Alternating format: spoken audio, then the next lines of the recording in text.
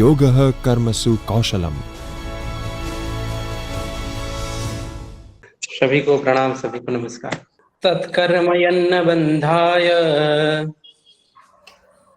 सा विद्याया विमुक्तये आयासाया परं कर्म विद्यान्याशिल्पनैपुणम्। कर्म वही है जो बंधन में न बांधे, विद्या वही है जो मुक्त करे। अन्य सभी कर्म निरर्थक क्रिया, वह अन्य सभी अध्ययन मात्र कारीगरी है। आप सभी के हृदय में विराजमान ईश्वर को प्रणाम करके यत्किंचित जो मैंने गुरु मुख से शास्त्राध्ययन किया है और मैंने अपने विचारों से भारतीय ज्ञान परंपरा को जिस प्रकार समझा है, तो उसको अपने शब्दों में वह सनातन विचार रखने का प्रयत्न करता हूँ। क्योंकि मैंने वो भारतीय ज्ञान परंपरा का अध्ययन परंपरागत रूप से किया है, तो यत्किंचित अगर उसमें मेरा मति मांद्य नहीं है तो वह भारतीय विचार ही है, ऐसा मैं मानता हूँ। भारतीय ज्ञान परंपरा या फिर इंडियन नॉलेज सिस्टम की जब बात की जाए, एनईपी उससे पहले मैंने जो मंगलाचरण में एक वस्तु निर्देशात्मक मंगलाचरण किया, एक श्लोक किया विष्णु पुराण का यह श्लोक, और यह श्लोक का एक पद तो इतना प्रसिद्ध है कि बहुत से संस्थाओं का मोटो बृहद वाक्य ही यही है, सा विद्याया विमुक्तये। विद्या यही है जह मुक्त, वह मुक्त करती है, जो मुक्त करे। इस सनातन सिद्धांत को मानने वाले भारतीय संस्कृति के हम सभी, वही विष्णु पुराण का वही श्लोक कहता है, तत्कर्म यन्न बंधाय, कर्म वही है जो हमको बंधन में नहीं बांधता, और विद्या वही है जो हमें मुक्त करती है। अन्य सभी कर्म आयासाया परं कर्म, अन्य सभी कर्म आजीविका प्राप्त करने के लिए, जीवन जीने के लिए प्रयत्न मात्र है, प्रयास मात्र है। और विद्यान्या शिल्प नैपुणम, बाकी सारी विद्या केवल शिल्प नैपुण्य है। शिल्प नैपुण्य यानी स्किल है। तो स्किल एनहेंसमेंट पे हमने सरकार के नाते इतना दबाव दिया था कि पिछली शिक्षा नीति 1986 में जो भारतीय शिक्षा नीति आई थी, वह शिक्षा मंत्रालय को उसने MHRD मिनिस्ट्री कर दिया कि ह्यूमन नाम का जो एक रिसोर्स है हमारे पास, विश्व में सबसे ज्यादा प्राप्त है, बस उसका डेवलपमेंट होना चाहिए, उसका विकास होना चाहिए। उसका विकास यानी कैसा हो, वो ज्यादा से ज्यादा स्किलफुल हो। तो उस शिक्षा नीति को जब हम पढ़ते हैं तो एक विद्यार्थी को स्किलफुल बनाने के लिए, स्किल अटेंड करने के लिए ही सारी शिक्षा नीति केंद्रित थी कि अच्छे से अच्छे ह्यूमन रिसोर्स को हमें डेवलप करना है, हमें विकसित करना है। दुर्भाग्य यह है कि स्वतंत्र भारत में आई यह शिक्षा नीति इतनी अभारतीय थी कि उसने शिक्षा का भारतीय उद्देश्य क्या है उसको ध्यान में ही नहीं रखा, और ध्यान में न रखते हुए पाश्चात्य की अंधडोट में दौड़ते हुए उन्होंने जो भारतीय विचार है उससे एकदम विपरीत, जो शिक्षा नहीं है, जो केवल कारीगरी है, जो स्किल है, उसके पीछे वो भाग रहा था। और इसी के लिए मुझे लगता है वह उस शिक्षा नीति का क्रियान्वयन 1986 में आया, रिवाइज 1992 में आया, और पिछले 40-50 वर्षों से हम उसी के पीछे लगे रहे। तो एक 2-3 पीढ़ियां तो हमने, या तो ज्यादा ही पीढ़ियां, हमने एक स्किलफुल लेबर बनाने के लिए, एक कार्यक्षम कुशल कारीगर बनाने के लिए ही हमने अपनी शिक्षा को, व्यवस्था को सारा केंद्रित कर दिया। उसका कारण ये हुआ कि शिक्षा का जो मुख्य उद्देश्य था और जो भारतीय प्रतिमान था, यह मेरा मानना है कि प्रत्येक राष्ट्र की एक चीती होती है, उसकी एक आत्मा होती है, उसका एक स्वाभाविक प्रकृति होती है, और उस प्रकृति के अनुसार उसका नर्चरिंग होना चाहिए। जिस प्रकार का प्रकृति जिस वृक्ष की हो, ऐसा उसको खाद पानी दिया जाता है। तो भारतीय प्रकृति के अनुरूप यह जो भारतीय समाज है उसकी चीति आध्यात्मिक है। और आध्यात्मिक चीति वाले भारतीय समाज को केवल भौतिक प्रगति के लिए जो स्किल आवश्यक है उसी को सिखाने के लिए हमने अपनी पूरी ऊर्जा केंद्रित कर दी। उसका दुष्परिणाम, कुछ अच्छे परिणाम मिले उसको भी नजरअंदाज नहीं करते, लेकिन उसके दुष्परिणाम तो आप सब मेरे साथ इस विषय को लेकर सहमत होंगे कि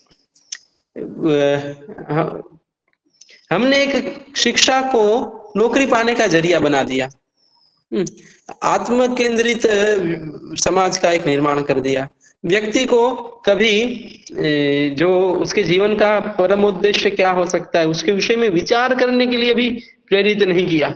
आप सभी देखिए ना, हम सब भी इसी शिक्षा नीति के अंतर्गत ही पढ़े हैं। हमारे जीवन का उद्देश्य क्या है इस विषय को विचार करने के लिए हमें प्रेरित किया गया क्या?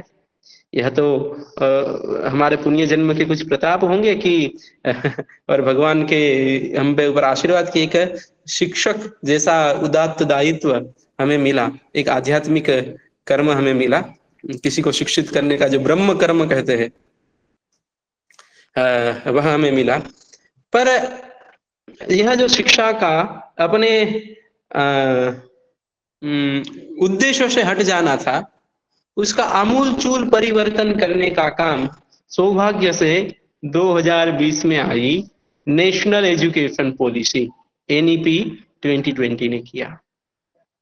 आप जब उसके शिक्षा के उद्देश्य क्या है और पहले 3-4 पेज ही पढ़ेंगे ना, तब आप देखेंगे किस उदारता के साथ में, जैसे कोई ऋषि मुनि अपने क्लासरूम में अपने बच्चे को पढ़ाने के लिए उसको कैसा बनाना, एक माँ बाप अपने बच्चे को कैसा आदर्श चरित्रवान पुरुष बनाना उसका विचार करते हुए जैसे वो बनाते ऐसे वो बनाया गया है।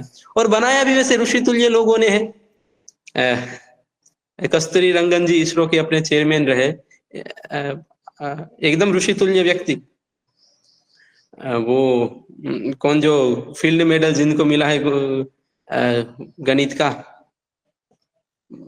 भार्गव जी, पहला नाम तो याद नहीं आ रहा है, मनीष भार्गव, महेश भार्गव, जो भी, वो भी शिक्षा नीति की ड्राफ्टिंग कमेटी के चेयरमैन थे। अमेरिका में बहुत अच्छी प्रोफेसर के पद पे काम कर रहे थे। सबसे गणमान्य गणितज्ञों में से एक है। 2 वर्षों तक पूरा संन्यास लेके वहां से इस कार्य के लिए जिस प्रकार तपस्या के भांति लगते हैं इस प्रकार लग गए। तो एनईपी को बढ़ावा देना और उसके पीछे जो यत्न हुआ, और एक सामूहिक यत्न हुआ, सबने अपने अपने मंतव्य दिए गए। शायद पहली ही ऐसी नीति होगी जिसमें सरकार ने जन सहभागिता को इतना महत्व दिया। 3-4 साल तक तो उनसे सुझाव मांगे ही जा रहे थे। पहले जब ऐसा बनाना है शिक्षा नीति तब सुझाव मांगे, उसके बाद पहला ड्राफ्ट आया तब मांगे, सेकेंड ड्राफ्ट में मांगे, उसके बाद में इम्प्लीमेंटेशन में भी अभी सरकार बहुत सारी जन सहभागिता से काम कर रहे हैं। तो एक ऋषि तुल्य लोगों के द्वारा और एक उदात्त ध्येय के साथ में भारत की चिति को केंद्र में रखते हुए जो शिक्षा नीति आई है वह शिक्षा नीति यह नेशनल एजुकेशन पॉलिसी है। लोग कहते हैं कि भारत में नई शिक्षा नीति 35 साल बाद आ रही है। मैं उनको 35 साल नहीं कहता, मैं कहता हूँ भारत में नई शिक्षा नीति 185 साल के बाद आई है। 1835 में मैकोले ने जो इंग्लिश एजुकेशन एक्ट लाया था और एक शिक्षा का शीर्षासन कर दिया था, उस शीर्षासन को वापस अपनी मूल स्थिति में लाने का काम स्वतंत्र भारत में 3-4 शिक्षा नीति आई उनमें से किसी ने किया है तो ये एनईपी 2020 ने किया। तो भारतीय शिक्षा का अपने मूल स्वरूप में वही जो राष्ट्र जागरण का काम हो रहा था उसी में भी शिक्षा का तंत्र भारतीय तंत्र बना, उसका काम यह एनईपी 2020 ने किया। एनईपी की मैं इतनी प्रशंसा पीछे करने के पीछे का कारण मेरा यह है कि भारत की आवश्यकता, भारत का स्वभाव, भारत की प्रकृति, भारत की चिति को ध्यान में रखते हुए यह शिक्षा नीति को स्वरूप को गढ़ा गया। तो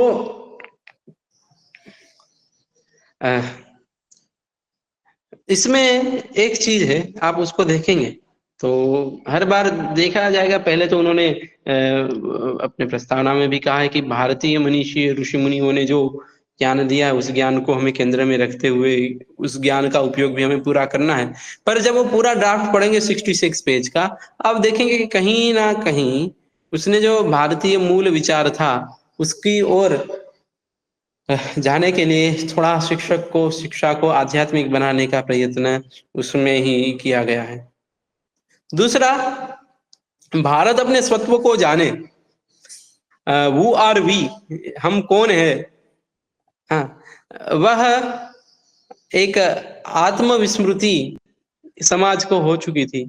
वह आत्मविस्मृति समाज पुनः अपने स्वत्व को जाने, इसके लिए भी एनईपी में बहुत बार भारतीयता और भारतीय चित्त मानस पर जोर दिया है। आप जब पहला ही चैप्टर पढ़ेंगे ना तो आपको ये अनुभव आएगा।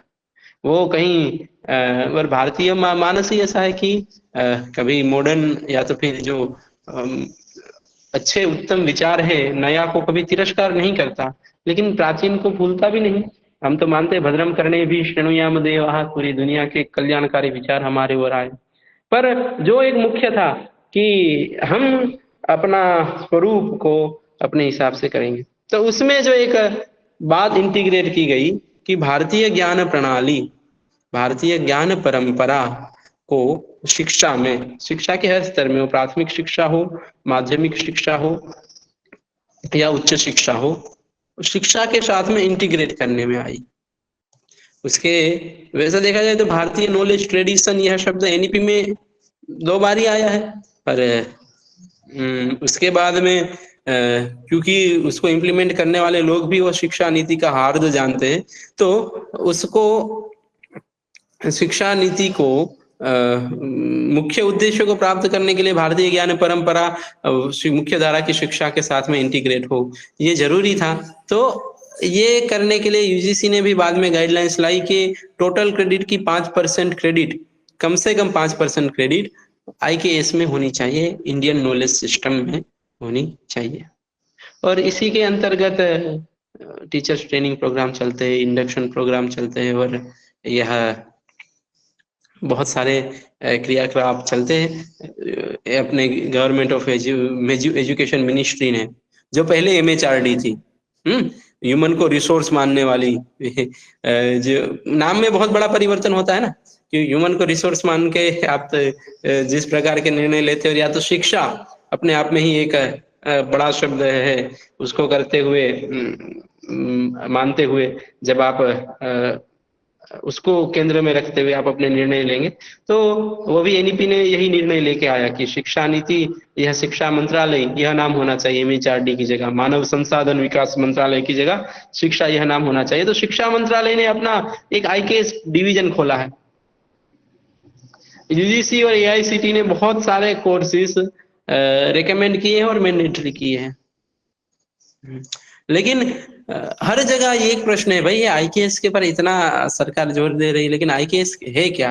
उसके विषय में विद्यार्थी तक तो ये बात तब पहुंचेगी ना जब शिक्षकों को इस विषय में संज्ञान हो।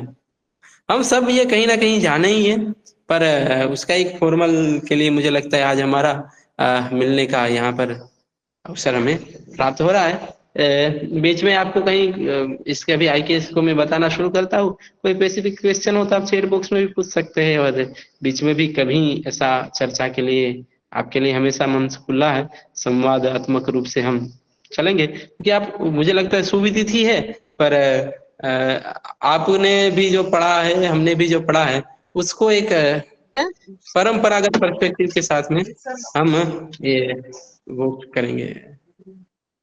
तो इंडियन नॉलेज सिस्टम अगर डिसमेंटल किया जाए तो 3 शब्द है, 3 शब्दों को अलग अलग रूप से पहले समझा जाए। पहले तो इंडियन क्या है, नॉलेज क्या है, और सिस्टम क्या है।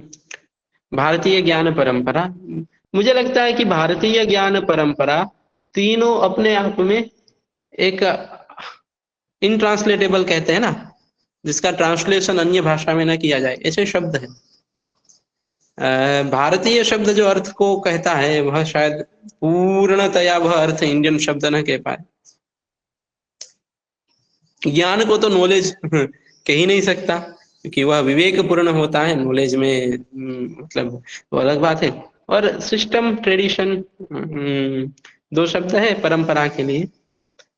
पर हम जिस परंपरा की बात कर रहे हैं वह थोड़ी और व्यापक अर्थ को समाहित करते हुए है। तो पहले भारतीय, ज्ञान और परंपरा, ये तीन शब्द हमें समझने हैं। तो ज्ञान के विषय में तो मैंने यही वो विष्णु पुराण का पहला श्लोक बताया, सा विद्याया विमुक्तये, यह हमारी विभावना है।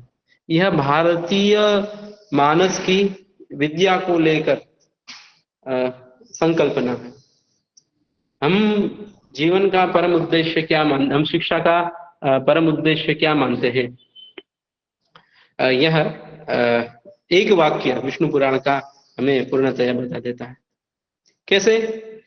सा विद्या यह विमुक्त है। विद्या वही है जो हमें मुक्त करे। मुक्ति यानी सारे हमारे बंधनों से मुक्त करे।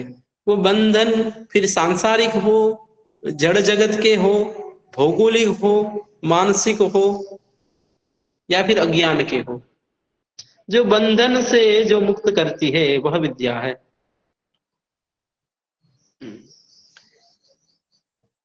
तो इसीलिए आप जब देखेंगे कि भारतीय लोगों ने हर एक क्षेत्र में ज्ञानार्जन किया, कुछ ना कुछ के ग्रंथ उपलब्ध है, लेकिन आप उसके एक जब चरमोद्देश्य को देखेंगे तो कहीं ना कहीं आध्यात्मिक आपको प्राप्त होगा।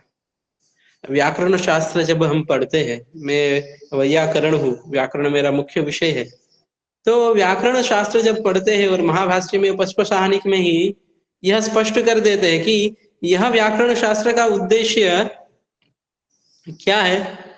तो केवल भाषा वैभव करना यही नहीं है, भाषा की शुद्धि करना एक परम उद्देश्य नहीं है, लेकिन परम उद्देश्य क्या है? शब्द ब्रह्म को प्राप्त करना। तो व्याकरण पढ़ते हैं तो शब्द ब्रह्म की प्राप्ति के लिए हम व्याकरण पढ़ते हैं। हमारे सारे विचार, हमारी सारी फिलोसॉफी हमें एक ही शुद्ध चैतन्य पर ब्रह्म की ओर हमें लेकर जाती है। तो दर्शन में हमारे पर ब्रह्म केंद्र में जब न्याय या गणित पढ़ने की बात आती है तो गणित में हम किस प्रकार शून्य या तो फिर अनंतता, उसमें कहीं ना कहीं हमारा गणित और अध्यात्म, गणित और फिलोसॉफी एक जगह पर मिश्रित होती हुई हमें दिखती है। जब संगीत बढ़ता है भारतीय ऋषि, तब वह संगीत के द्वारा नाद ब्रह्म की प्राप्ति का वह उद्देश्य रखता है। जब नृत्य करता है तब नृत्य मनोरंजन के लिए नहीं करता, उसके नृत्य का उद्देश्य अपने ईश्वर की, अपने इष्ट देव की स्तुति है।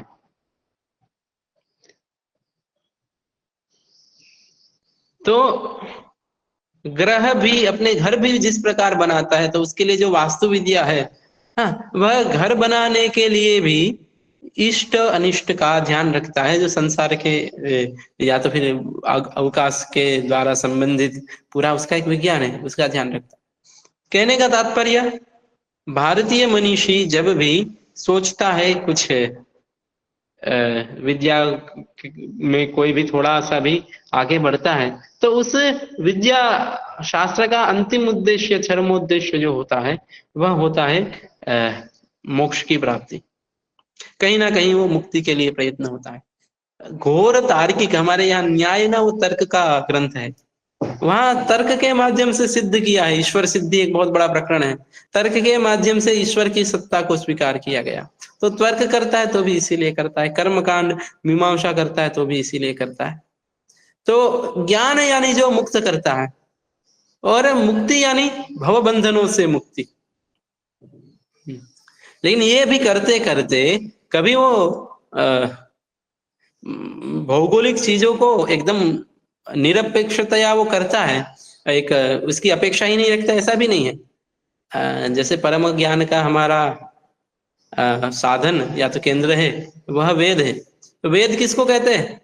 तो अभ्युदय यतोभ्युदय निश्रेयस सिद्धि स वेद, जिससे अभ्युदय और निश्रेयस की सिद्धि होती है वह वेद है। तो ये दो बहुत अच्छे शब्द है, हम सबने सुने होंगे, अभ्युदय और निश्रेयस। पहला निश्रेयस यानी मैंने मुक्ति की बात की, किस प्रकार हर शास्त्र का परम उद्देश्य मुक्ति होता है, उसकी ही साथ हर शास्त्र का परम उद्देश्य गौण उद्देश्य में अभ्युदय होता ही है। अभ्युदय यानी हमारा भौतिक विकास। और इसीलिए हम ये पाते हैं, जब आज के भी आधुनिक इतिहासकार जब विश्व का आर्थिक इतिहास का लेखा जोखा करते हैं, तब ये पाते हैं कि 17वीं शताब्दी तक विश्व की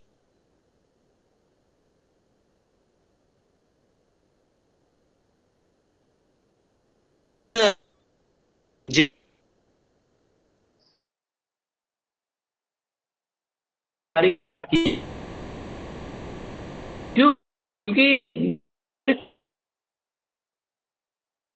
त्याग दिया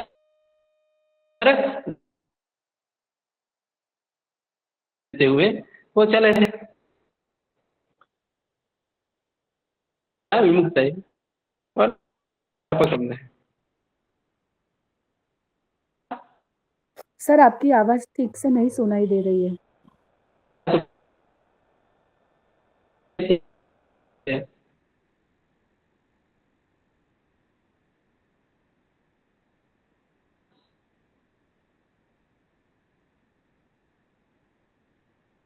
कर पा रहा हूँ, give me a minute. Okay,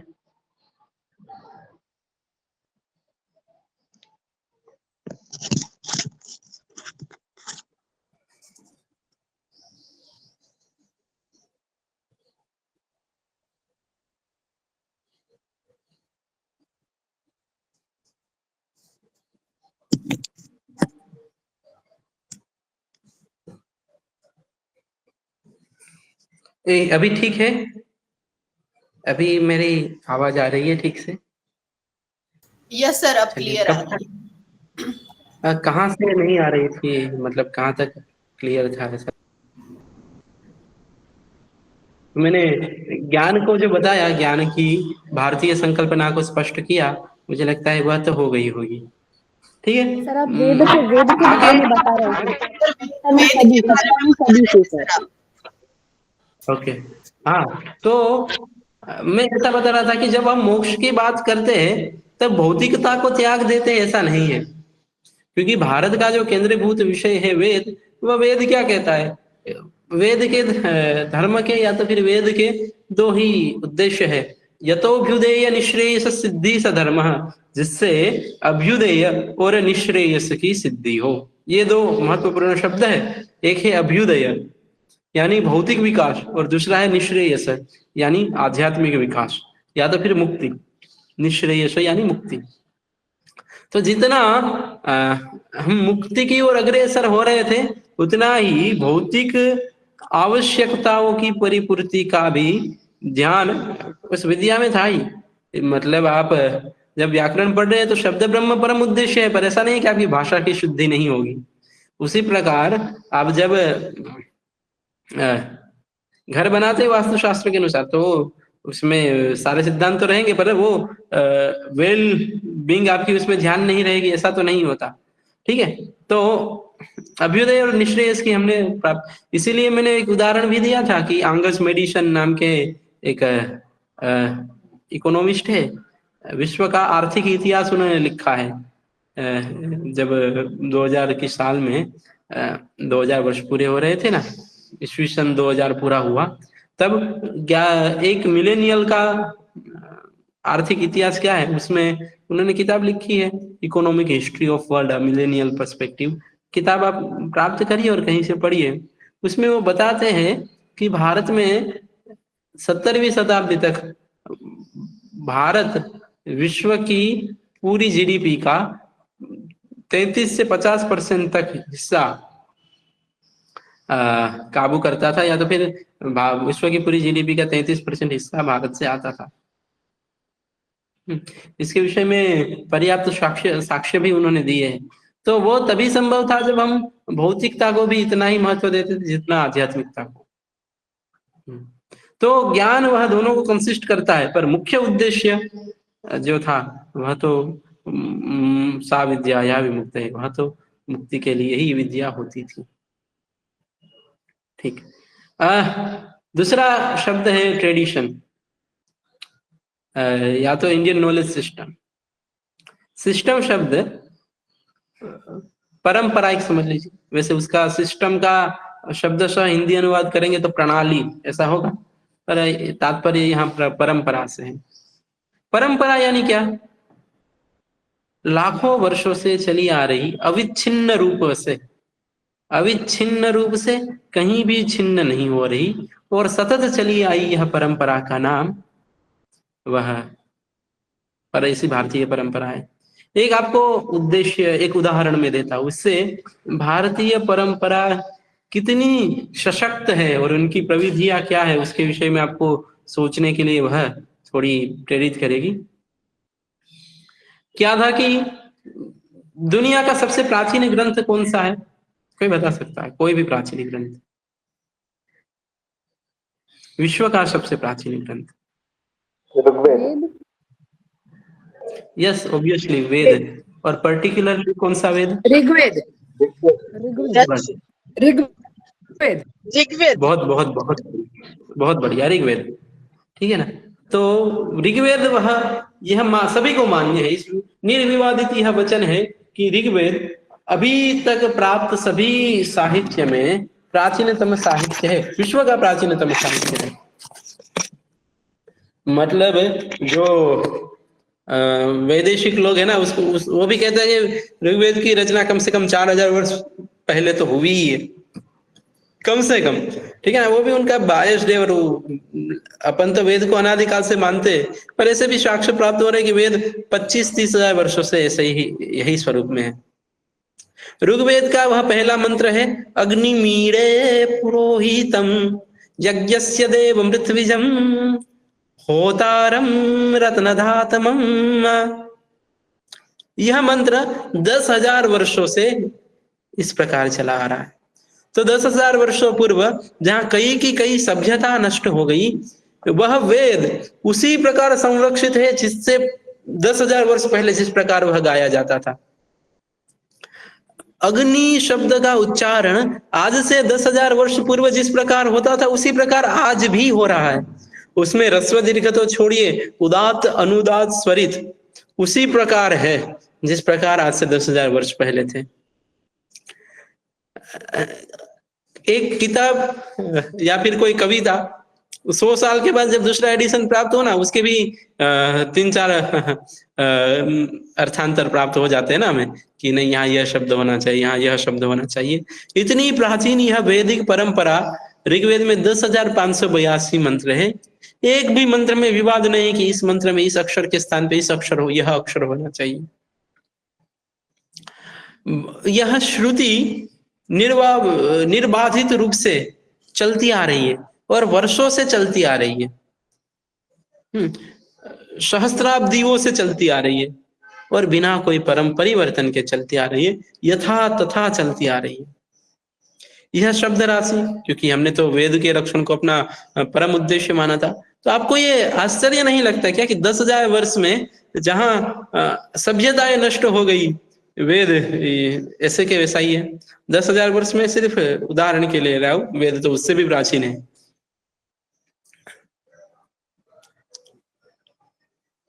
है ना? तो यही तो हमारी परंपरा का क्या कहते हैं ना, आधार है। इसी बड़ी आश्चर्यजनक बात है, आज भी आप किसी गुरुकुल में चले जाइए, जहां ऋग्वेद जिस पद्धति से पढ़ाया जा रहा है वो पद्धति भी 10,000 वर्षों से चल रही है, वो वेद भी 10,000 वर्षों से चल रहा है, ऐसे का ऐसा ही है और वर्षों तक इतना ही सुरक्षित रहेगा। तो भारतीय ज्ञान परंपरा वह इतनी प्राचीन है कि हजारों वर्षों का एक संग्रहित किया गया इतने सारे मनुष्यों की बुद्धि का, एक संकलित बुद्धि का एक प्रकार से कहिए संग्रह है। क्या है ना कि मोक्ष की संकल्पना और मुक्ति की संकल्पना भारतीय दर्शनों में ही है। वो फिर चाहे चाहे हिंदू दर्शन हो, जैन दर्शन हो या बौद्ध दर्शन हो, बाकी दर्शनों में मुक्ति की संकल्पना इतनी स्पष्ट रूप से नहीं है। इसके विषय में कोई विद्वान लोग कहते हैं कि एक काल की परिपक्वता जो चाहिए, एक किसी भी विचार को परिपक्व, क्योंकि जब अन्य धर्म या दर्शन उस विषय में सोचते हैं और जब भौतिकता से ऊपर बढ़ के सोचते हैं, तब वहां स्वर्ग और नरक पे उनकी सोचने की सीमा समाप्त हो जाती है। स्वर्ग और नरक से ऊपर कोई बात करता है तो वह हिंदू दर्शन है, वह भारतीय दर्शन है। क्योंकि समय की एक क्या कहते हैं, समय की परीक्षा पे खरा उतरा हुआ यह दर्शन है।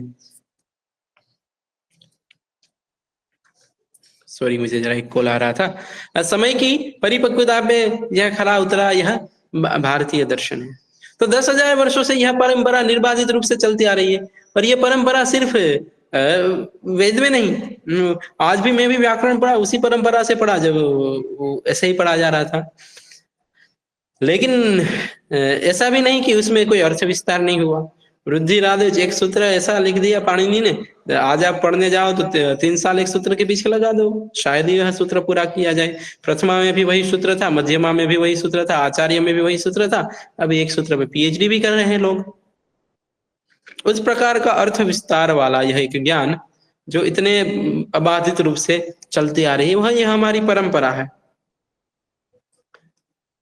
और यह परंपरा, आप जाएंगे आयुर्वेद का ज्ञान, कितना कब उन्होंने टेस्ट किया होगा, क्या परीक्षण किया होगा।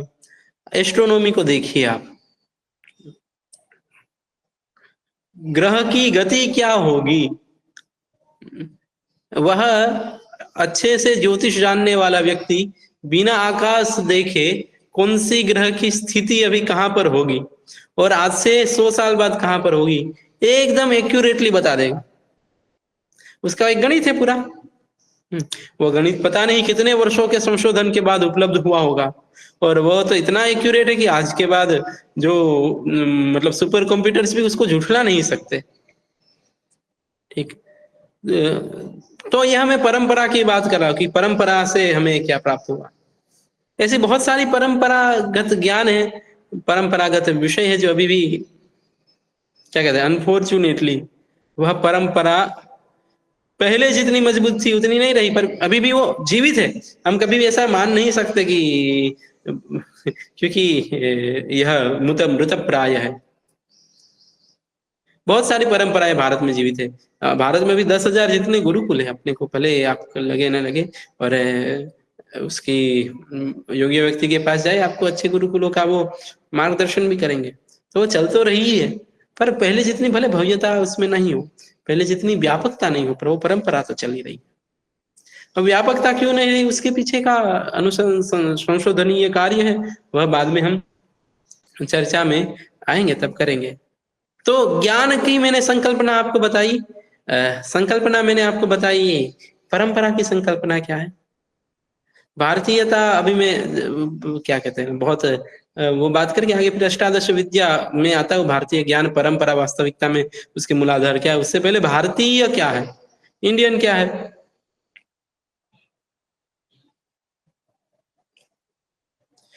एक भारत शब्द स्मृतियों में मिलता है,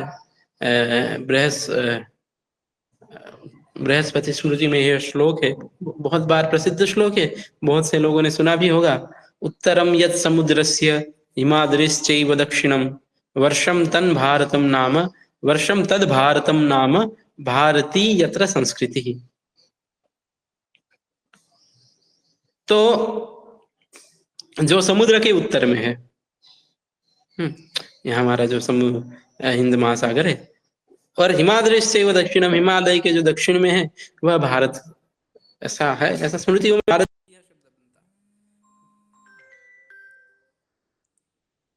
पर भारत यह शब्द केवल भौगोलिक नहीं है, यह भारत भाषीरत, जो ज्ञान और प्रकाश में हमेशा रत है, वह भारत है। वह परंपरा में जो लीन है, वही परंपरा के प्रति जिसकी चिति भारत की मुझे बहुत ज्यादा व्याख्या करनी नहीं, और उतनी मैं कह दूं ना कि भारत की चिति आध्यात्मिक है। जिसमें जिनकी चिति आध्यात्मिक हो, जहां तक हो, वह भारतीय है।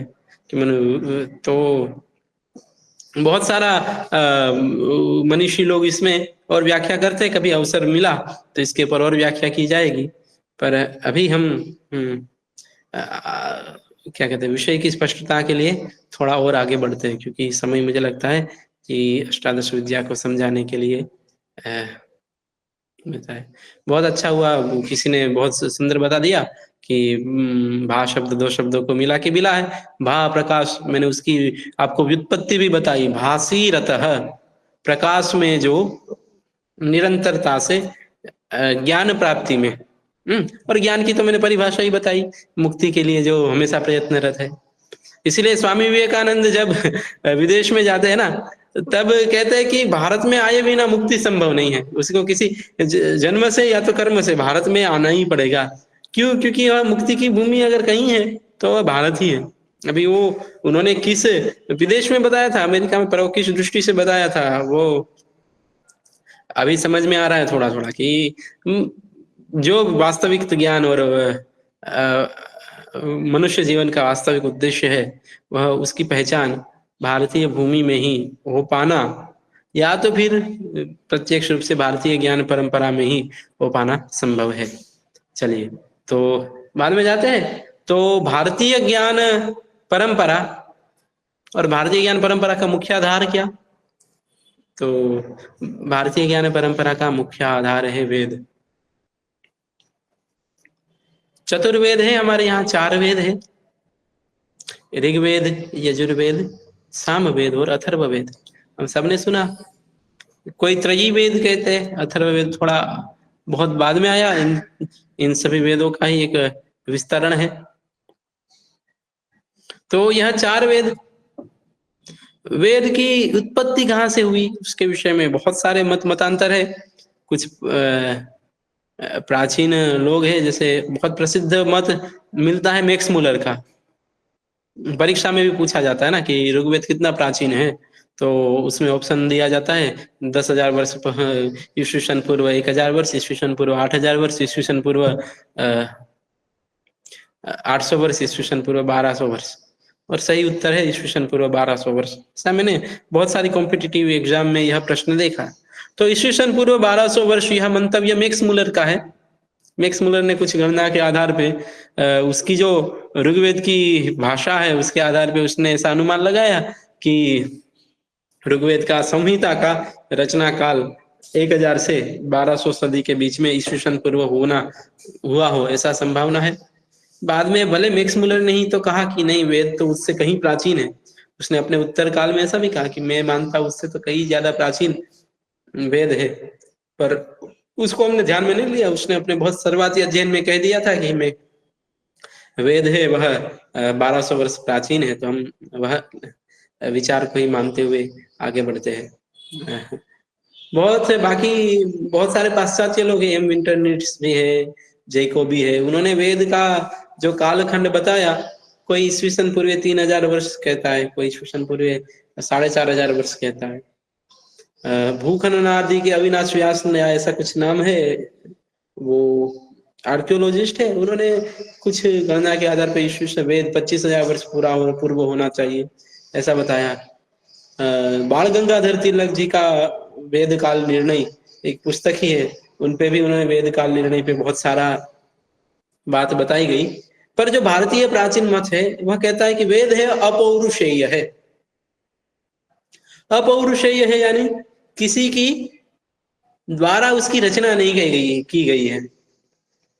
वैसे जब भी आप कोई मंत्र पढ़ते हैं ना, तो उस मंत्र का एक विनियोग होता है, उस विनियोग में एक छंद होता है और एक ऋषि होता है। हाँ, जैसे फलाना गायत्री छंद है, त्रिष्टुप छंद है, और साथ में ऋषि वशिष्ठ ऋषि, अत्रि ऋषि। तो ये सब ऋषि वह मंत्र के कर्ता नहीं है, वह मंत्र के दृष्टा है।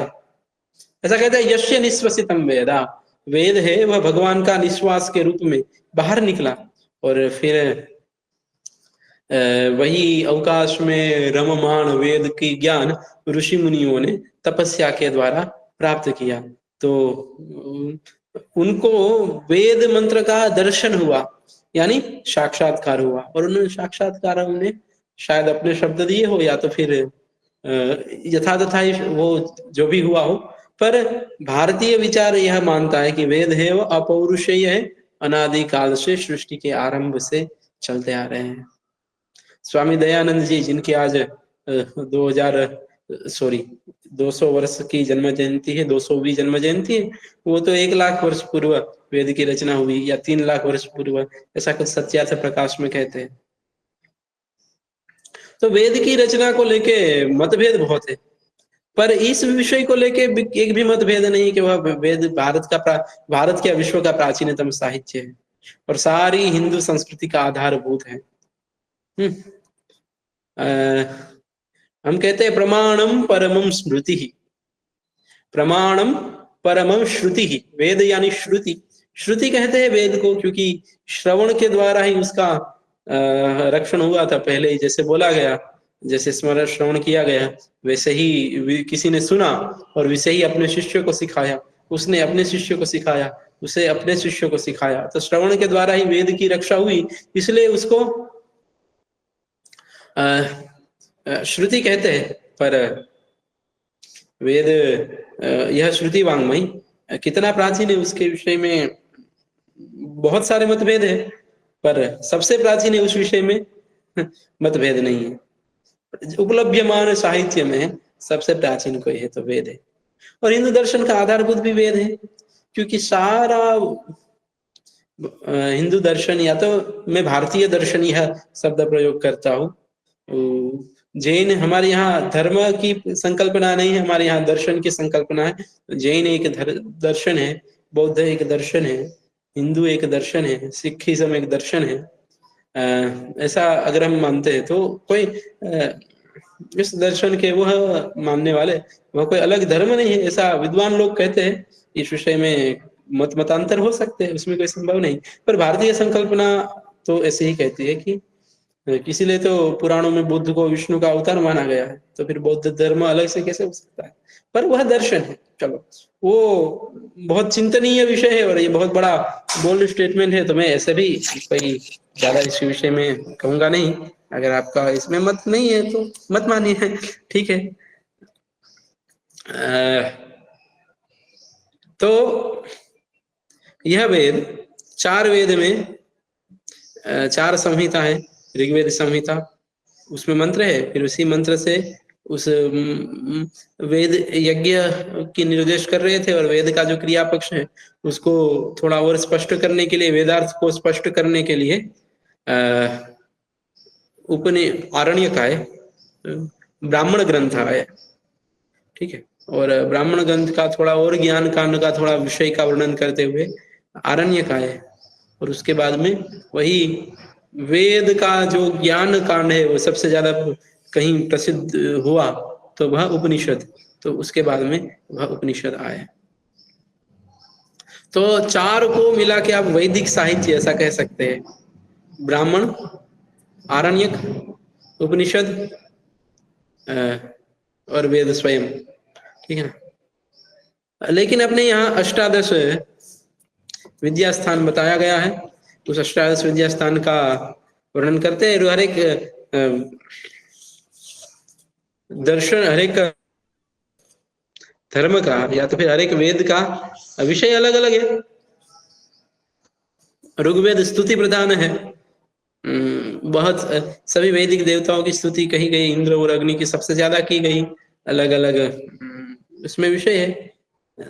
ऋग्वेद का 10म मंडल बहुत ही, उसको थोड़ा अर्वाचीन मानते, पर दार्शनिक है और अवश्य दर्शनीय है। तो बहुत सारे वैज्ञानिक सिद्धांत भी उसमें है। नाशदीय सूक्त और पुरुष सूक्त जैसे कुछ सूक्त है, उसमें सृष्टि की रचना के विषय में भी बहुत सारा विचार किया गया है। दूसरा वेद यजुर्वेद है। यजुर्वेद गद्य प्रधान है, ऋग्वेद पद्य में लिखे गए, यजुर्वेद है वह गद्य में लिखा गया। यह यजुर्वेद गद्य प्रधान होने के साथ साथ कर्म प्रधान है, कर्म को प्राधान्य देता है। इसलिए यज्ञ यागादि में मुख्यतया यजुर्वेद का प्रयोग होता है। अब प्रायः गुजरात महाराष्ट्र में तो यजुर्वेद का होता है, फिर ऋग्वेद का भी होता है, ऐसा नहीं है, पर अध्वर्यु होता है वह यहाँ से ही होता है, ये यजुर्वेद का ही होता है। तीसरा वेद सामवेद। सामवेद वह गीति वेद है। बहुत जो गायन विद्या है उसका उद्देश्य कहीं से अगर माना जाता है तो वह सामवेद से माना जाता है। सामवेद को गाया जाता है। सामवेद में मंत्र कोई अलग से नहीं है। सामवेद में कुछ 1750 मंत्र है, उसमें से 1500 से अधिक मंत्र ऋग्वेद में ऑलरेडी आ चुके हैं, ऐसे ही मंत्र है। पर क्योंकि उसको गाया उस तरीके से जाता है, उसका स्वरूप इस प्रकार का है, तो उसको हम सामवेद वह ठीक। उसके बाद में अथर्ववेद है। अथर्ववेद में लोकाचार से लेकर जो अभी कुटिलता की जो बात की जाती है प्राय अथर्ववेद में। चतुर्दश विद्या स्थान की हम बात करते हैं तो वेदा चत्वारि विद्या नाम, 4 वेद हो गए, पुराण न्याय मीमांसा धर्म शास्त्रांग मिश्रिता। वेद की रक्षा के लिए 6 अंगों की हमारे यहाँ संकल्पना है।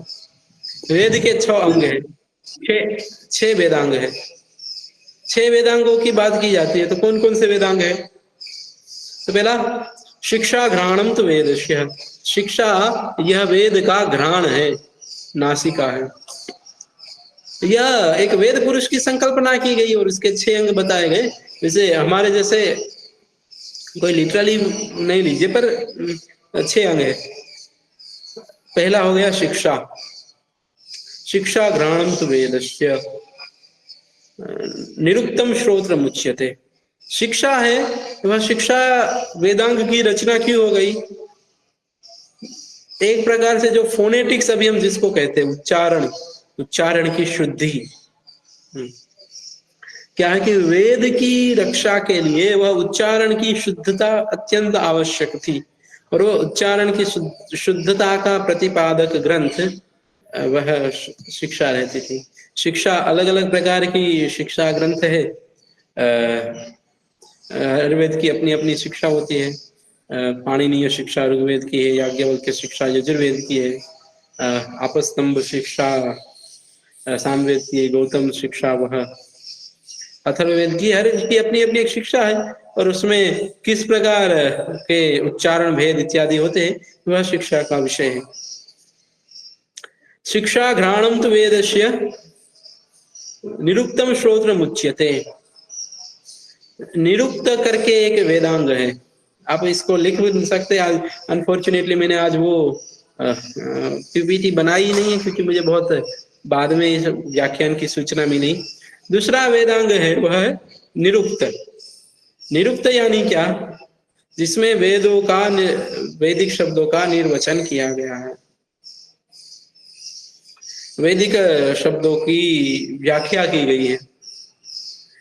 एक प्रकार से व्युत्पत्ति शास्त्र, एटिमोलॉजिकल मीनिंग वेद का वह निरुक्त में बताया गया। क्या कि हम कोई दूसरा अर्थ न ले, वही अर्थ से हम तात्पर्य ले, तो उसके लिए निरुक्त है।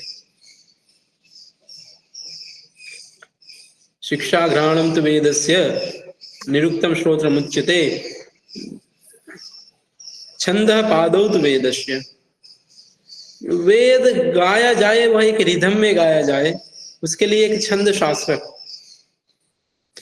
शास्त्र की रचना के लिए यह वेद, वो छंद शास्त्र वो वेद के पैर है।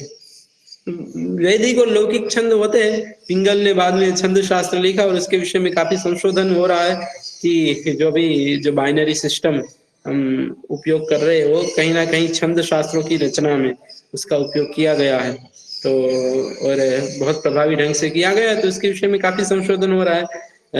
एल्गोरिथम का सबसे पहले प्रतिपादक कोई तो महर्षि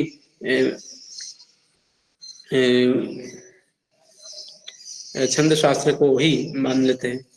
छंद पादौ तो वेदस्य हस्तौ कल्पोथ पठ्यते। कल्प है वह वेद पुरुष के हाथ है। हाथ क्यों? हाथ इसलिए कि कल्प जो वैदिक का क्रिया विधान है ना, वैदिक सिद्धांत जो बताए गए उसका क्रिया पक्ष वह कल्प सूत्र में बताया गया।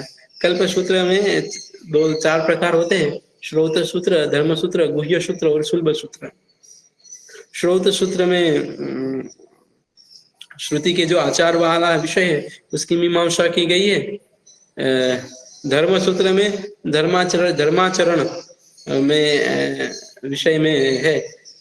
शुल्ब सूत्र हम यज्ञ यागादि का करना है, हमें जब यज्ञ करने हैं तो यज्ञ का कुंड निर्माण किस प्रकार करना, क्योंकि अल्टीमेटली वेद का एक मुख्य उद्देश्य वो यज्ञ करना और यज्ञ की आहुति कुंड में ही दी जाती है, तो कुंड किस प्रकार बनाना, तो उसका विषय शुल्ब सूत्र है। शुल्ब सूत्र में एक प्रकार से कहिए कि गणित की प्राधान्यता काफी है। एक ट्रिग्नोमेट्री का उपयोग उसमें किया जाता है। ट्रिग्नोमेट्री का भी सबसे प्रथम उपयोग और प्राचीनतम निर्देश हमें शुल्ब सूत्रों में प्राप्त होता है। कोई कोई तो कहते हैं पाइथागोरस प्रमेय वह शुल्ब सूत्रों के माध्यम से ही अरब के साथ में जाते हुए पाइथागोरस तक गया, या तो फिर पाइथागोरस से बहुत पहले ही पाइथागोरस प्रमेय को हमने शुल्ब सूत्रों में कहा। शुल्ब सूत्रों में जो अभी एक रोप ज्योमेट्री होती है, रज्जु त्रिकोणमिति, रज्जु ज्यामिति, वो आज भी बहुत सारे विश्वविद्यालयों में पढ़ाई जाती है। सिर्फ एक लकड़ी में एक धागा बांध के बहुत सारे कॉम्प्लेक्स गणितीय क्रियाओं को हमने उस समय करते थे। शुल्ब यानी रज्जु, तो रज्जु से वो किया जाता था ना, इसलिए तो शुल्ब सूत्र है।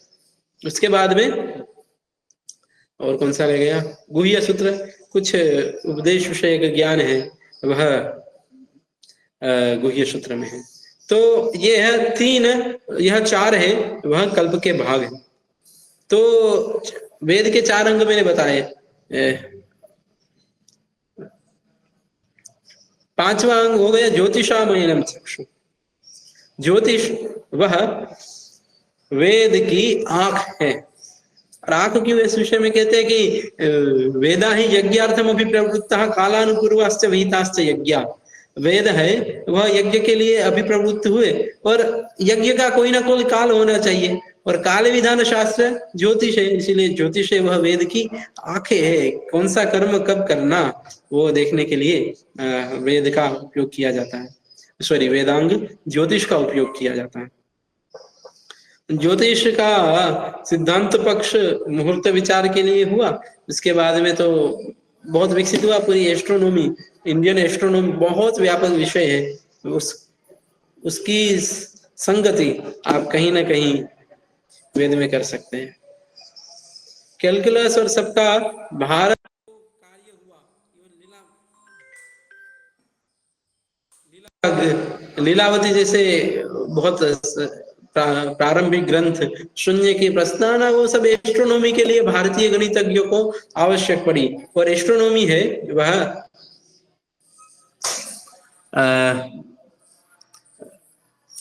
ज्योतिष इस विषय से प्रसिद्ध हुई। 6ठा वेद का अंग है व्याकरण, और व्याकरण वह वेद का मुख है। मुखत्वाद व्याकरण से मुख्यत्वम, और व्याकरण वह वेद का मुख्य अंग है। कैसे कि व्याकरण का प्रयोग शब्द की साधुत्व के लिए किया जाता है।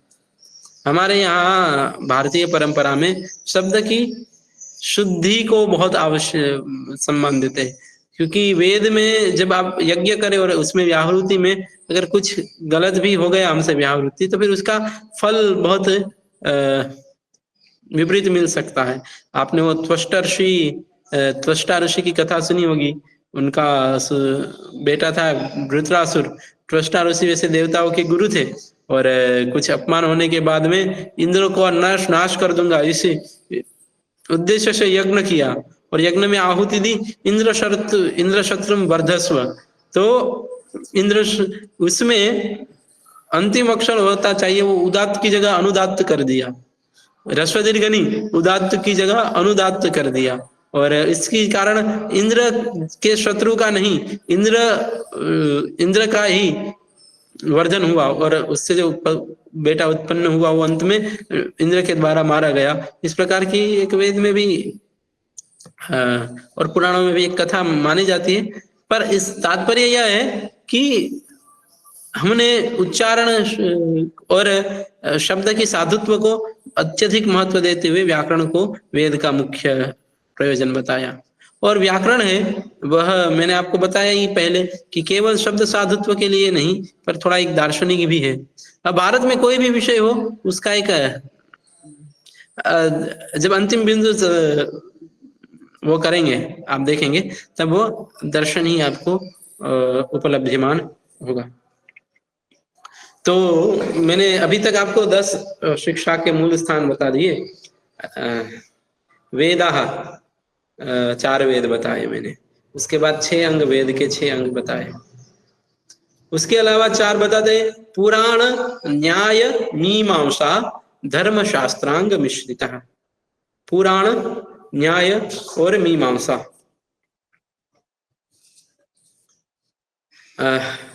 ये रेज हैंड किया किसी ने, कोई प्रश्न है क्या?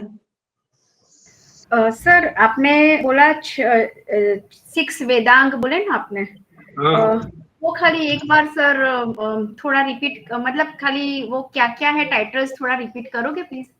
अच्छा, शिक्षा पहला मैंने बताया, शिक्षा घ्राणंत वेदस्य, शिक्षा जिसकी उच्चारण शुद्धि के लिए जिसका उपयोग किया जाता था। शिक्षा घ्राणंत वेदस्य हस्तौ कल्पोथ पठ्यते।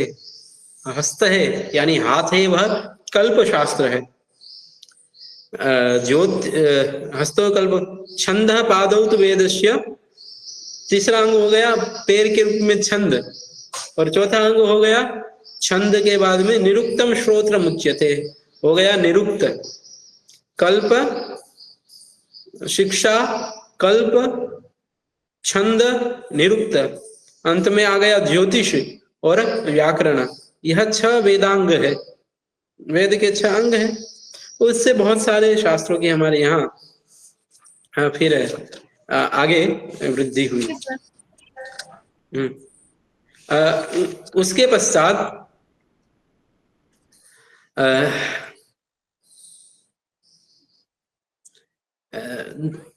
और 4 अंग की जब बात करते हैं तो पुराण, और भी किसी ने रेज हैंड किया था, और कोई प्रश्न होता आप बता सकते हैं।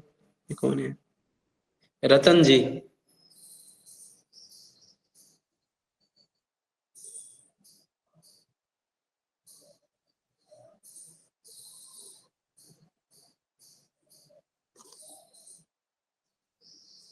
चलिए, मुझे लगता है उनसे बाय मिस्टेक हो गया है।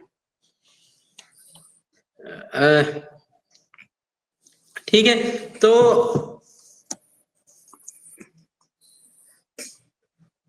उसके बाद में ये 10 अष्टादश विद्या स्थान में से 10 मैंने आपको बताए, बाकी के 8 और चर्चा कर लेते थोड़ी थोड़ी उसके ऊपर। ये पुराण, न्याय, मीमांसा और धर्मशास्त्र, ये बाकी के 4 हो गए। पुराण, अष्टादश पुराण है हमारे यहाँ। वह अष्टादश पुराण भी एक 18 प्रकार के पुराण है, 18 प्रकार के उपपुराण है। उनमें अनेक कथाएं, अनेक ज्ञान, दर्शन और विज्ञान की बातें हैं। वह भी एक विद्या स्थान है। पुराण यह कोई कथा नहीं, कथा मात्र नहीं है।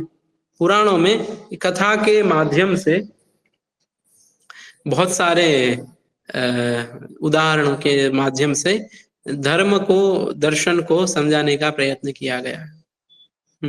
अग्नि पुराण जैसे विषय अगर आप पढ़ेंगे तो कोई ऐसा विषय बाकी नहीं रह जाता संसार के तल में जिसके विषय ज्ञान के शुरुआत में स्पर्श वहां पे नहीं किया गया हो। तो पुराण एक बहुत बड़ी नॉलेज रिपोजिटरी है, आपको मिलता है तो उसमें से पढ़ लीजिए। पुराण के साथ में एक शब्द और प्रयोग किया जाता है, इतिहास। पुराण इतिहास ऐसा ही एक शब्द प्रयोग किया जाता है। पुराण यानी क्या? पुरापि नवम, जो प्राचीन है पर नवीन है। प्राचीन होते हुए भी जो नवीन है वह पुराण है। प्राचीन होते हुए भी नवीन है इसलिए क्यों? क्योंकि वह इतिहास है। वैसे वो इतिहास बन गया, पर उससे मिलने वाली जो कथा है, उससे मिलने वाला जो ज्ञान है, वह हमेशा चिर पुरातन होते हुए भी नित्य नूतन है। इसलिए पुराण को हम इतिहास भी कह देते हैं। तो पुराण में कथा है वो थोड़ी ऐतिहासिक कथा है, कभी कभी अतिशयोक्ति अलंकार युक्त होता है, या तो कभी कभी एक प्रकार से संकेत मात्र से पर ज्ञान पूरा करने वाला होता है। इसी पुराण के अंतर्गत महाभारत और रामायण, इन दोनों का भी समावेश कर सकते हैं।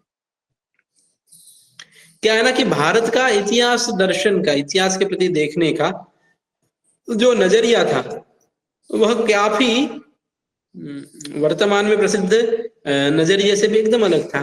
क्या था? प्राचीन अभी क्या है कि तथ्यों पर अधिक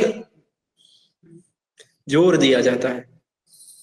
यह राजा, पूरी क्रोनोलॉजी क्या थी, ये राजा का बेटा कौन था, किस में राज्य किया, कितना राज्य किया, कौन सी राजमुद्राएं चलती थी, किसके साथ युद्ध हुआ, कितने सैनिक थे उसमें, कौन जीता कौन हारा, तथ्यात्मकता पर थोड़ा अधिक जोर दिया जाता है। जबकि भारत में इतिहास हमेशा ज्ञान का विषय रहा ना, उससे क्या सीखा जा सकता है।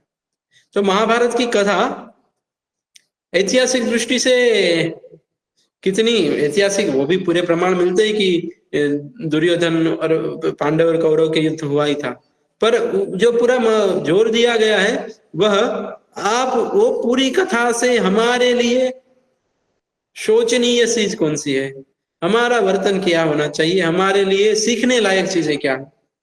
तो इतिहास दर्शन वह हमारे यहाँ होता है। रामायण, राम विग्रहवान धर्म, राम है वो विग्रहवान धर्म है। आपको धर्म को समझना है, ठीक है, बहुत अच्छा, आप राम को समझ लीजिए जी। सर आपने कहा कि पुराण मतलब पुरातन होते हुए भी नवीन है। सर क्या इसे कुछ उदाहरण के साथ या पुरानी कथाओं के साथ, कैसे नवीनता के साथ कुछ थोड़ा सा विस्तार से बताएंगे सर? हाँ, मैं वही कह रहा हूँ कि जो भारतीय इतिहास की संकल्पना है ना, वह समझने की आवश्यकता है। वहाँ इतिहास में घटना को इतना महत्व न देते हुए उस घटना से मिलने वाला जो ज्ञान है उसके ऊपर थोड़ा ज्यादा जोर दिया जाता था। मतलब कि एक प्रकार से आप सुन लीजिए ना कि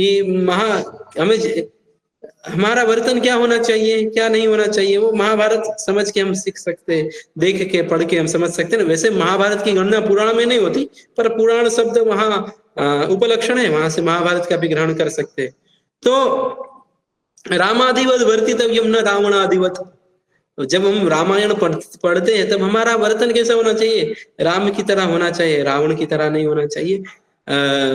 मैं पुरापि नवम से कहने का तात्पर्य, जो बहुत पहले कुछ प्राचीनता, बहुत टेक्निक थी, वो अभी नहीं, ऐसा मेरा कहने का तात्पर्य ऐसा नहीं है कि उसमें दी गया जो ज्ञान है वह सनातन ज्ञान है, वो अभी भी उतना ही प्रासंगिक है जो उस समय प्रासंगिक था।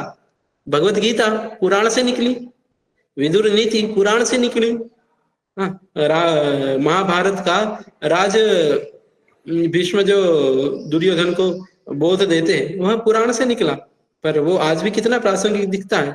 आज की हर एक समस्या को समाधान बहुत से लोग कर रहे हैं भगवत गीता का आश्रयन करके, ठीक है। आज भी बहुत सही, आज भी वह प्रस्तुत है, आज भी वह प्रासंगिक है। वो है घटना प्राचीन है, पर उसकी सीख है वह सनातन है। तो पूरा भी दिने दिने नवम नवम, और उसको जितना पढ़ते जाएंगे नवीन अर्थ को वह कहते हुए ही जाएंगे। इवन वो कहते हैं व्यासोच्छिष्टम जगत सर्वम, व्यास जी द्वारा सारा जगत उच्छिष्ट है। मतलब दुनिया भर की जितनी भी कथाएं हैं, जितनी भी सीख है, वो कहीं ना कहीं किसी ना किसी पुराण में व्यास जी ने कह दी है। ऐसा कहते हैं भी, इस विषय का, इस वाक्य का परीक्षण होना चाहिए, कितना वो प्रासंगिक है कि नहीं है।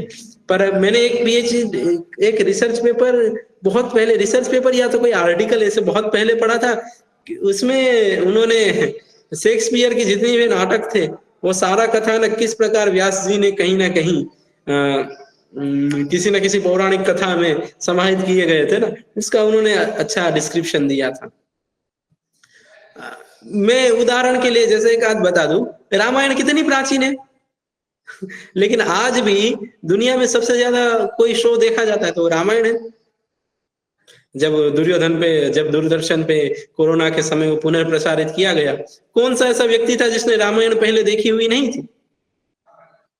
लेकिन वो आज भी विक्रम को तो सारे विक्रमों को तोड़ते हुए विश्व का सबसे ज्यादा देखने वाला शो बन गया। क्यों? क्योंकि उसमें वह नाविन्य, वो रस अभी भी है। तो मुझे लगता है कि मैंने जिस आशय से पुरापि नवम कहा था वह आशय स्पष्ट हुआ है। तो पुराण यह एक धर्मांग है, पुराण। दूसरा न्याय, न्याय यानी तर्कशास्त्र। न्याय यानी इधर अभी जो हम संविधान और धर्मशास्त्र लो मत समझिए, न्याय यानी तर्कशास्त्र। बिना तर्क के हमारे यहाँ ईश्वर का भी स्वीकार नहीं किया गया न्याय दर्शन में। न्याय दर्शन की ईश्वर सिद्धि पढ़ेंगे तो आप जानेंगे कि किस प्रकार ईश्वर की सिद्धि उन्होंने तर्क से की।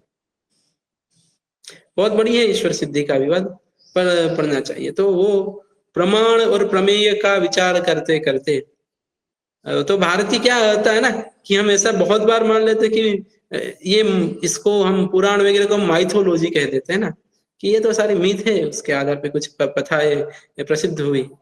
पर न्याय वो यहाँ उपलक्षण है सभी दर्शनों का, सांख्य, योग, वैशेषिक सभी का। तो न्याय वैशेषिक वह तर्क का आधार रखते हैं। वह उसमें बहुत सारी, मैं मेरे संशोधन में, मेरे परिचय में बताया कि मैं बहुत रिसर्च में, भारतीय रिसर्च मेथोडोलॉजी पे पीएचडी कर रहा हूँ। तो न्याय में शास्त्र को लिखने की मेथड्स बहुत सारी, वाद विवाद की मेथड्स बहुत सारी बताई गई है, वो भी आज भी प्रासंगिक है। पर न्याय यानी तर्क का, संसार की रचना कैसे हुई उस विषय का तर्क, एकदम जो साइंटिफिक, आप अभी अपन जो कहते हैं साइंटिफिक टेम्परामेंट, वह साइंटिफिक टेम्परामेंट यानी न्याय, ऐसा मेरी समझ है। न्याय को मुझे लगता है हर व्यक्ति को भारतीय दर्शन को समझने के लिए न्याय पढ़ लेना चाहिए। और उसमें भी न्याय पढ़ने में भी बहुत प्रारंभिक ग्रंथ किसी को पढ़ना है ना, तो न्याय दर्शन का तर्क संग्रह नाम का एक ग्रंथ है, बहुत छोटा सा ग्रंथ है। ठीक से बैठ गए तो 2-3 महीने में अच्छे व्यक्ति आपको पढ़ा देंगे। पर उसको पढ़ेंगे तो एक तर्क की एक विशिष्टता आपको प्राप्त होगी। पुराण, न्याय, मीमांसा। तो न्याय मैंने बताया यहाँ लो नहीं है, तो फिर भारत में कोई न्याय तंत्र नहीं था क्या? था ना, धर्मशास्त्र। मेरे पास एक बहुत ही अच्छे ऐसे ही प्रोफेसर थे, लॉ के प्रोफेसर थे। उन्होंने कहा कि मुझे भारतीय न्याय परंपरा के ऊपर में पढ़ना है, इसलिए मैंने गौतम के न्याय सूत्र में लाया हूँ, मैं इसको पढ़ना चाहता हूँ, आप मुझे पढ़ाइए। अरे मैंने कहा ये तो आप बहुत उल्टा ग्रंथ लेके आए भाई, इस संस्कृत में न्याय जिस लिए पढ़ाया गया और न्याय शब्द है ही नहीं। आप वो न्याय को पढ़ेंगे तो उसमें थोड़ी, हाँ उसमें यह बात है कि बहुत सारे वाद विवाद के बहुत तरीके बताए गए। मैंने कहा आपकी प्रैक्टिस में बहुत आपको उपयोगी होंगे, पर वो प्राचीन न्याय तो यही नहीं है, न्याय तंत्र यही नहीं है, तो फिर कौन सा है? धर्मशास्त्र। मैंने कहा अगर आपको भारतीय न्याय प्रणाली का अध्ययन करना है ना, तो धर्मशास्त्रों का अध्ययन कीजिए। धर्मशास्त्र यह, मतलब इसकी बात तो पहले हमारे यहाँ संविधान वो एक धर्म ही था। अभी जो आज भी भारत में इतनी विविधता होने के बाद भी भारत का लोकतंत्र इतना अखंडित है और सबकी संविधान के प्रति श्रद्धा है। क्योंकि हम उसको अपना धर्म मानते हैं, और वह भारतीय चिति के कारण हुआ है। भारतीय मानस के कारण हुआ है। आज हम देख रहे हैं अभी पाकिस्तान में इलेक्शन के समय लोकतंत्र के क्या हाल हो रहे हैं। क्यों? क्योंकि चीटी भारतीय नहीं रही। लेकिन चीटी भारतीय है तब वह न्याय का पालन, संविधान में बताए गए न्याय का पालन अपने धर्म को मानते हुए करते हैं। हमारा यह कर्तव्य है। धर्म यानी कोई रिलीजन नहीं, धर्म यानी कोई आचार पद्धति नहीं, धर्म यानी कर्तव्य। धारणा धर्म इत्याहु धारणा धार्यते इति धर्म, जिसका धारण किया जाए वह धर्मशास्त्र। धर्मशास्त्र बहुत व्यापक है, बहुत ग्रंथ है, स्मृतियां सारी इसके अंतर्गत आ जाती है। अभी बहुत सारा एक पुस्तक है, बहुत ग्रंथ है जो विवाद में है, मनुस्मृति। मनुस्मृति वो धर्मशास्त्र के अंतर्गत है, लेकिन पढ़ने के बाद उसका अर्थ निर्णय किया जाना चाहिए। शायद सही बात, सारी बात समय अपेक्षित है भी नहीं।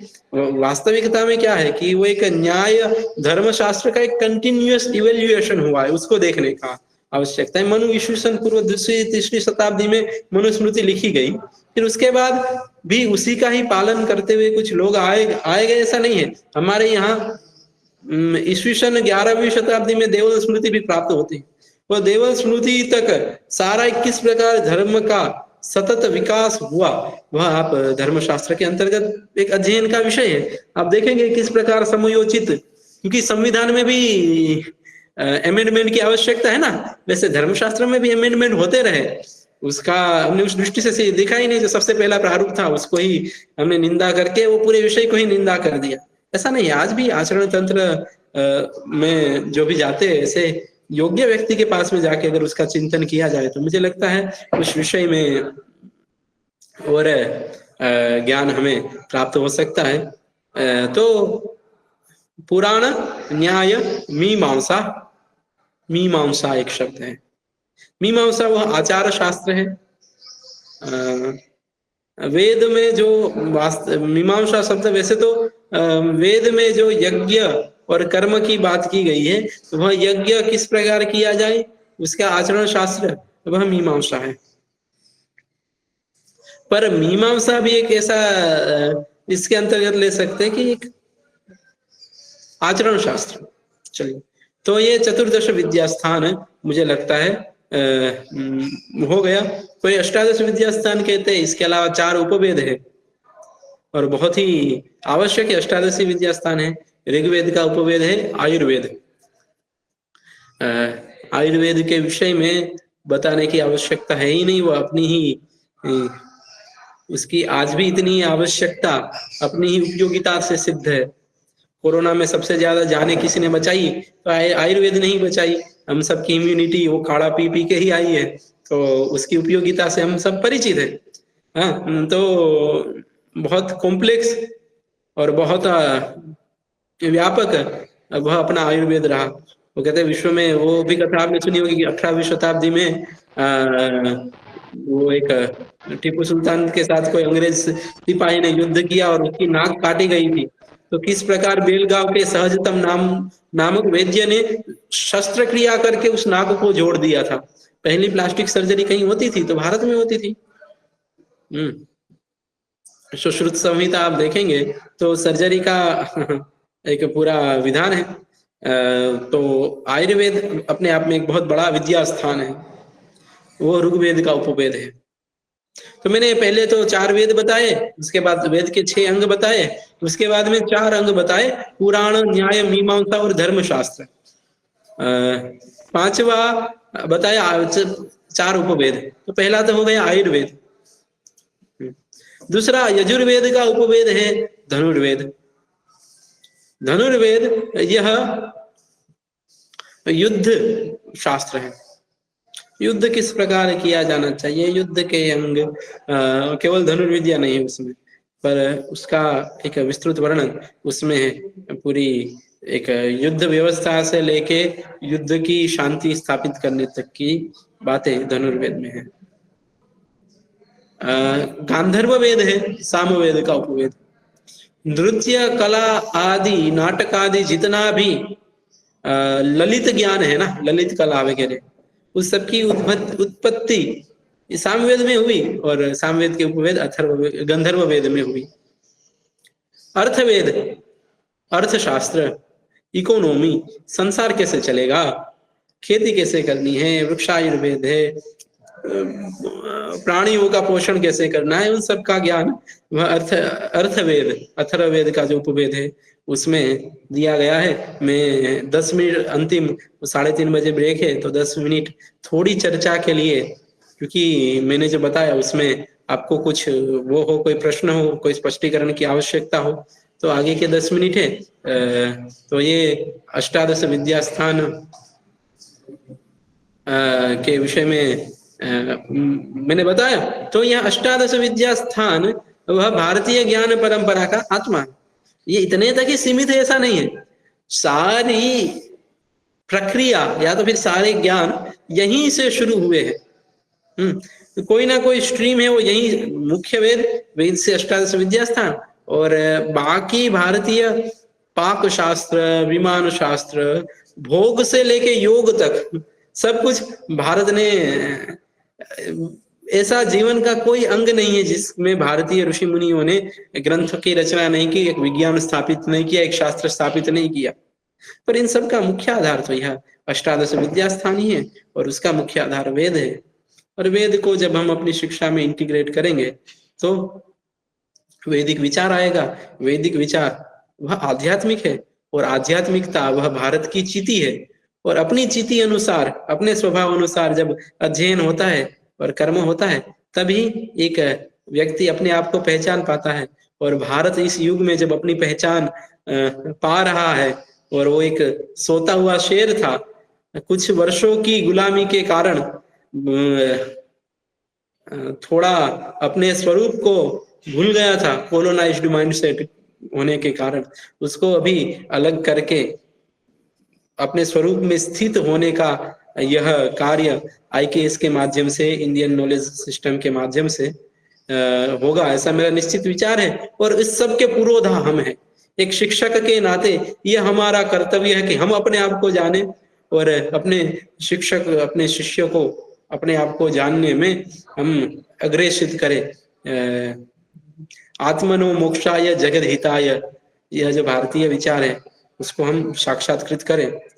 और इसका अवसर सौभाग्य से इस काल में हमें मिला है, जब कि पहले तो शायद आप इस विषय में अलग से आपको यत्न करने पड़ते, पर इस समय अलग से यत्न करने की भी आवश्यकता नहीं। आपको करिकुलम के अंतर्गत आपको यह सब पढ़ाना है। तो हम सब इस विषय में अध्ययन करें और अध्ययन से भी अधिक साधना करें, और साधना से हमारा ज्ञान होगा, वो संपुटित होगा। तब मुझे लगता है निश्चित ही कुछ भारत अपने सत्व को जानने के बाद में निश्चित ही विश्व को कुछ इतना ही अभी के लिए पर्याप्त